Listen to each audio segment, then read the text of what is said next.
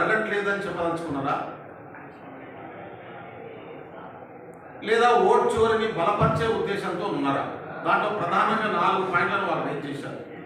ఒకటి, కోర్టులను డిగ్రేడ్ చేసే పద్ధతుల్లో ప్రతిపక్ష పార్టీలు మాట్లాడుతున్నాయనే అంశం. రెండవది, ఎలక్షన్ కమిషన్ విలువను తగ్గించే పద్ధతిలో మాట్లాడుతున్నాయనేటటువంటి అంశం.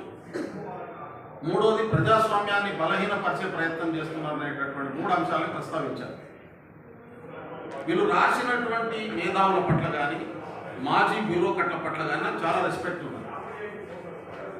వీళ్ళు ప్రజాస్వామ్యాన్ని బలోపేతం కోసం రాస్తున్నారా, ప్రజాస్వామ్యాన్ని బలహీనపరిచేటటువంటి వ్యక్తులను ప్రశ్నించడం కోసం రాస్తున్నారా? ఇవాళ ఎలక్షన్ కమిషన్ స్వతంత్రతను కాపాడాలని కోరుకుంటున్నారా? ఎలక్షన్ కమిషన్ స్వతంత్రంగా ఉండకూడదు, మోడీ గారు చెప్పినటువంటి పద్ధతిలో నడవాలని కోరుకుంటున్నారా?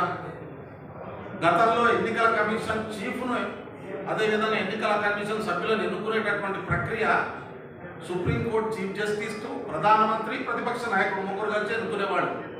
ఆ ప్రక్రియను మోడీ గారు మార్చేసి అధికారంలో ఉన్నటువంటి ప్రధానమంత్రి, ఒక మంత్రి, సుప్రీంకోర్టు చీఫ్ జస్టిస్ తీసేసి ప్రతిపక్ష నాయకుడు 3 రాజకీయ నాయకుల చేతుల్లో పెట్టినటువంటి మాట వాస్తవం కాదా? ఇది ఎన్నికల కమిషన్ను బలహీనపరచడం కాదా?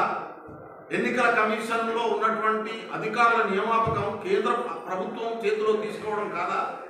ఎన్నికల కమిషన్ స్వతంత్రతను కోల్పోయి అధికారంలో ఉన్నటువంటి పార్టీకి అనుకూలంగా పనిచేసేటటువంటి వ్యక్తులను నియమించుకునేటటువంటి పద్ధతి కాదా? మరి అధికారులు, ఈ మాజీ బ్యూరోక్రాట్లు, సుప్రీంకోర్టు జడ్జిలుగా రిటైర్ అయినటువంటి వాళ్ళకి అవగాహన లేదా? ఎవరిని ప్రశ్నించాలి? మీరు ఓట్ల దొంగతనం జరుగుతుందని ఆధారాలతో సహా రాహుల్ గాంధీ గారు నిరూపిస్తూ ఉంటే ఆ ఆధారాలకు ఎంక్వైరీ చేసి ఇది తప్పుడు ఆధారాల వాస్తవాలా అని తేల్చాల్సినటువంటి ఎన్నికల కమిషను అది చేయకుండా మరింత విచ్చలవిడితనంతో కేంద్ర ప్రభుత్వం తీసుకుంటున్నటువంటి నిర్ణయాలకు అడుగులకు మడుగులు ఒత్తుతూ ఉంటే ఇది ప్రజాస్వామ్యాన్ని కొని చేయడం కాదా? గతంలో సుప్రీంకోర్టులో పనిచేస్తున్నటువంటి 4 జడ్జీలు స్వయాన వచ్చి బయట ప్రెస్ మీట్ పెట్టారు. అది రాహుల్ గాంధీ గారు చెప్తే పెట్టారా వాళ్ళు? ప్రతిపక్ష పార్టీలు పెడితే చెప్పారా వాళ్ళు? వాళ్ళు మా మీద ఒత్తిడి ఉన్నది, కేంద్ర ప్రభుత్వం మమ్మల్ని ఒత్తిడికి లోను చేస్తుంది అనేటటువంటి మాటను ఆ సుప్రీంకోర్టు జడ్జీలు చెప్పినటువంటి మాట వాస్తవం కాదా?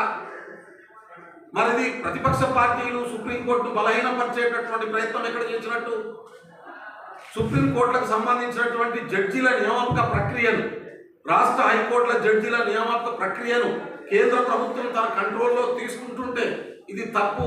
జడ్జీలకు ఉన్నటువంటి రిక్రూట్మెంట్ పద్ధతిని ఇవాళ సుప్రీంకోర్టు జడ్జి నియమించే పద్ధతి కొనసాగించాలని ప్రతిపక్ష పార్టీ అధ్యక్షుడిగా పనిచేసినటువంటి